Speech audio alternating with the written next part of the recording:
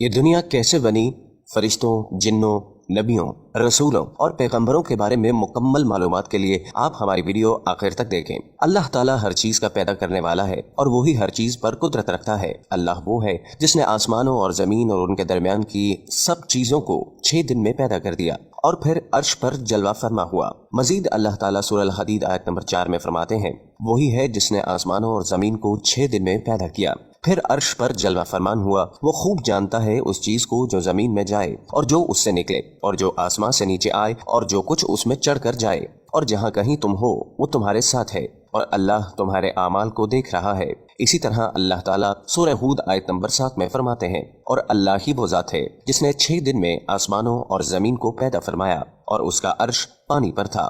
امام احمد بن حنبل رحمۃ اللہ نے ابو رزین عقیلی سے بیان کیا ہے، انہوں نے کہا، اے اللہ کے رسول صلی اللہ علیہ وسلم، آسمانوں اور زمین کو پیدا کرنے سے پہلے ہمارا پروردگار کہاں تھا؟ آپ صلی اللہ علیہ وسلم نے فرمایا، اما میں تھا، یعنی اللہ کے سوا کچھ بھی نہ تھا، نہ اس کے اوپر ہوا تھی نہ اس کے نیچے ہوا تھی، مطلب یہ کہ کچھ نہ تھا، پھر اس نے پانی پر اپنا عرش پیدا کیا۔ گویا یہ تھی مخلوق کی ابتدا۔ امام احمد، امام ترمذی، امام ابو داؤد اور دوسرے بہت سے محدثین نے سیدنا عبادہ بن صامت رضی اللہ سے روایت بیان کرتے ہوئے کہا، میں نے رسول اللہ صلی اللہ علیہ وسلم کو فرماتے ہوئے سنا ہے، آپ فرما رہے تھے کہ بلا شبہ اللہ نے سب سے پہلے قلم کو پیدا کیا، پھر اللہ نے اس کو حکم دیا، چنانچہ وہ اسی وقت چل پڑا اور قیامت تک ہونے والی ہر چیز لکھ دی۔ یہ اللہ کا علم تھا کہ جس کو قلم نے اس کے حکم کے مطابق لوح محفوظ پر لکھا۔ بخاری شریف کی حدیث میں ہے کہ یمن سے آئے ہوئے ایک وفد نے رسول اللہ صلی اللہ علیہ وسلم سے کہا، ہم آپ کے پاس دین کی سمجھ اور ابتدائی خلق کے بارے میں پوچھنے کے لیے آئے ہیں، یہ کہ سب سے پہلے کیا چیز تھی؟ آپ صلی اللہ علیہ وسلم نے فرمایا، اللہ تھا، اس سے پہلے کوئی چیز نہ تھی، اس کا عرش پانی پر تھا، پھر اس نے لوح محفوظ پر ہر چیز لکھ دی اور آسمان اور زمین کو پیدا کیا، یعنی ابتدا میں پانی پر عرش کی تخلیق ہوئی، پھر قلم کی پیدائش ہوئی، اس نے سب کچھ لکھ دیا۔ علماء کرام کا بیان ہے کہ قلم کے فوراً بعد لوح محفوظ کو پیدا کیا گیا، چنانچہ قلم نے لوح محفوظ میں ہر چیز لکھ دی۔ اس کے بعد کائنات کی باقی مخلوقات اور آسمان و زمین کی پیدائش وجود میں آ گئی۔ اشیاء کی پیدائش والی ترتیب میں علماء کرام کے کئی اقوال ہیں۔ آسمان اور زمین کی ترتیب کیا ہے، اس بارے میں امام مسلم رحمۃ اللہ نے سیدنا ابو ہریرہ رضی اللہ تعالیٰ عنہ کی روایت پیش کی ہے۔ وہ کہتے ہیں کہ نبی اکرم صلی اللہ علیہ وسلم نے میرا ہاتھ پکڑا اور فرمایا، اللہ نے ہفتے کے دن مٹی کو پیدا کیا، اتوار کے دن زمین میں پہاڑ، پیر کے دن درخت، منگل کے دن تخلیف، مصائب، جراثیم اور بیماریاں، بدھ کے دن نور کو، جمعرات کے دن زمین میں چوپایوں کو پھیلا دیا، اور تمام مخلوقات میں جمعہ کے دن کی آخری گھڑیوں یعنی عصر سے رات کے درمیان آدم علیہ السلام کو پیدا کیا۔ مطلب یہ کہ ابتدائے آفرینش میں جن مخلوقات کی تخلیق ہوئی ان میں آخری مخلوق انسان تھا۔ اس حدیث میں مختلف حالات کو نہایت وضاحت سے بیان کیا گیا، اسے بخوبی پتہ چل گیا کہ ابتدائی مخلوقات کی تخلیق کیا تھی۔ ان میں سے آخری نمبر آدم علیہ السلام کا تھا، جبکہ آدم علیہ السلام نسل انسانی میں سب سے پہلے اور تمام انسانوں کے باپ ہیں۔ انسانوں سے پہلے فرشتے اور جن پیدا ہو چکے تھے۔ صاحب عقل مخلوقات میں سب سے پہلا نمبر فرشتوں کا، دوسرا نمبر جنوں کا اور آخری نمبر انسانوں کا ہے۔ فرشتوں کا اصل ٹھکانہ آسمان ہے۔ اللہ تعالیٰ سورہ شعراء آیت نمبر 5 میں فرماتے ہیں، قریب ہے کہ آسمان اپنے اوپر سے پھٹ پڑے اور تمام فرشتے اپنے رب کی تسبیح اور تمجید بیان کر رہے ہیں اور زمین والوں کے لیے استغفار کر رہے ہیں۔ خبردار، اللہ تعالیٰ معاف کرنے والا، رحمت کرنے والا ہے۔ مسلم شریف میں ہے، سیدہ عائشہ صدیقہ رضی اللہ تعالیٰ عنہ سے روایت ہے کہ نبی اکرم صلی اللہ علیہ وسلم نے فرمایا، فرشتوں کو نور سے اور جنوں کو آگ سے پیدا کیا گیا، اور آدم کو اس چیز سے پیدا کیا گیا جو تمہارے لیے بیان کر دی گئی، یعنی مٹی سے۔ فرشتوں کی تخلیق کے بعد جنوں کو پیدا کیا گیا، جنوں کو بھی انسانوں سے پہلے پیدا کیا گیا تھا، جیسا کہ اللہ تعالیٰ سورہ الحجر آیت نمبر 27 میں فرماتے ہیں، اور اس سے پہلے جنات کو ہم نے لو والی آگ سے پیدا کیا۔ جنات کے بارے میں بہت زیادہ آیات و احادیث موجود ہیں۔ اللہ تعالیٰ فرماتے ہیں، اور جنات کو آگ کے شعلے سے پیدا کیا گیا۔ مارج آگ کے بھڑکتے شعلے کے کنارے کو کہتے ہیں۔ گویا جنوں کو آگ کی جڑ سے نہیں بلکہ آگ کے شعلوں کے کنارے سے پیدا کیا گیا۔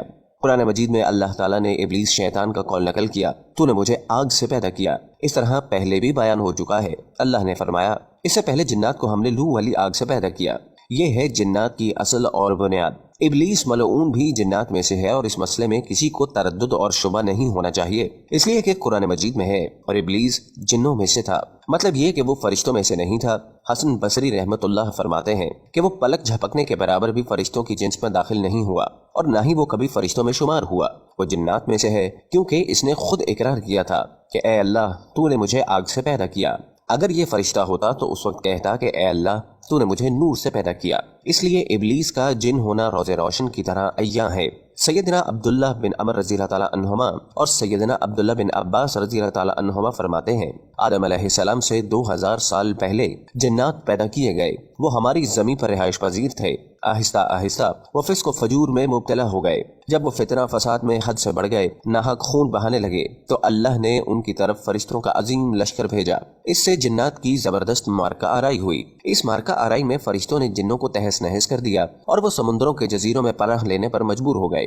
زمین کے ہر بر اعظم سے انہیں جلا وطن کر دیا گیا، چنانچہ آج تک ان کا مسکن یہی جزیرے اور عظیم مراکز ہیں۔ یہ واقعہ آدم علیہ السلام کی تخلیق سے پہلے ہو چکا ہے۔ احادیث مبارکہ میں ہے کہ ابلیس ملعون کا ایک تخت ہے اور وہ تمام جنات کا سردار اور حکمران ہے۔ اس کا شاہی تخت پانی پر ہے، اگرچہ اس کی متعین جگہ ہمیں معلوم نہیں۔ یہاں تک ذکر تھا آدم علیہ السلام کی پیدائش سے پہلے، اور اس کے بعد آدم علیہ السلام کی پیدائش کے بعد کا ذکر ہوگا۔ اگر آپ کو ہماری ویڈیوز پسند آ رہی ہیں تو برائے مہربانی لائک بٹن پریس کرنا مت بھولیے۔ کمنٹس کے ذریعے اپنی قیمتی آراء ضرور دیں۔ اس کے بعد چینل کو سبسکرائب کیجیے اور بیل کے بٹن کو دبانا ہرگز مت بھولیے۔ دوستو، ہمارے چینل کی نشریات اللہ تعالیٰ کے احکامات، انبیاء کرام کے واقعات، حضور صلی اللہ علیہ وآلہ وسلم اور اصحابہ کرام کی زندگی کے واقعات، اولیاء کرام کی زندگی کے واقعات، سبق آموز واقعات، اللہ تعالیٰ کے احکامات کو پورے کرنے کے فضائل اور حضور اقدس صلی اللہ علیہ وآلہ وسلم کی سنت مبارکہ کو پورے کرنے کے فضائل، قرآن و حدیث سے تصدیق شدہ وظائف اور خاص طور پر درود پاک کے فضائل سے متعلق ہوتی ہیں، جس میں ہم اس کے مستند اور تصدیق شدہ ہونے پر خاص توجہ دیتے ہیں۔ ہمارا تعلق کسی بھی فرقے یا گروہ سے نہیں، اور ہمارا مقصد خالصتاً اللہ تعالیٰ کی رضا کے لیے نیکی کا پیغام امت مسلمہ تک پہنچانا ہی ہے۔ یہ ویڈیوز ہمارے چینل پر اپلوڈ ہو چکی ہیں یا ہونے والی ہیں، جن کا ٹائٹل آپ ابھی دیکھ رہے ہیں۔ آپ کے تعاون کا بہت بہت بہت شکریہ۔ اللہ اور اس کے رسول کا یہ پیغام دنیا کے آخری کونے تک پہنچانے میں ہمارا ساتھ دیجیے۔ ہمارے چینل کو سبسکرائب کریں اور ہمارے فیس بک پیج کو لائک کریں اور ہماری ویڈیوز کو شیئر بھی کیا کریں۔ یہ صدقہ جاریہ ہے، جس کا ثواب ہمیں مرتے دم تک بلکہ مرنے کے بعد تا قیامت ملتا رہے گا۔ اپنا خیال رکھیے گا، اللہ تعالیٰ کے احکامات کو پورا کرنے اور حضور صلی اللہ علیہ وآلہ وسلم کے طریقوں کے مطابق زندگی گزارنے کی کوشش اور نیت ضرور کیجیے گا، اور درود شریف کا بہت زیادہ اہتمام کیجیے اور لوگوں کو بھی اس کی تلقین کرتے رہیں۔ درود شریف دنیا و آخرت کے خزانوں کی چابی ہے۔ حضرت حذیفہ رضی اللہ تعالیٰ عنہ کا فرمان ہے کہ درود شریف کا پڑھنا درود شریف پڑھنے والے کی اولاد اور اس کی اولاد کی اولاد کو رنگ دیتا ہے۔